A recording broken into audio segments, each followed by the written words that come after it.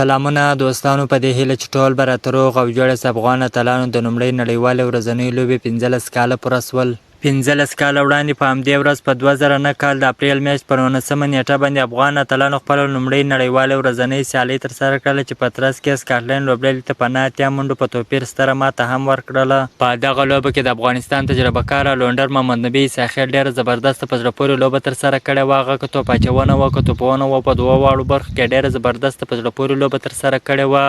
په توپونه کې 3 څلوریزې 3 شپږیزې پر مټ باندې په 4 شپېته توپونو باندې 58 منډې جوړ کړې چې د لوبې غوره لوبغاړی هم اعلان شو. د افغانستان کرکټ ملي لوبډلې خپله لومړۍ ورځنۍ سیالۍ 15 کاله مخکې ترسره کړې وه چې په خپله لومړۍ ورځنۍ سیالۍ کې هم سکاټلند لوبډلې ته په 9 اتیا منډو په توپیر ستره ماته ورکړې وه.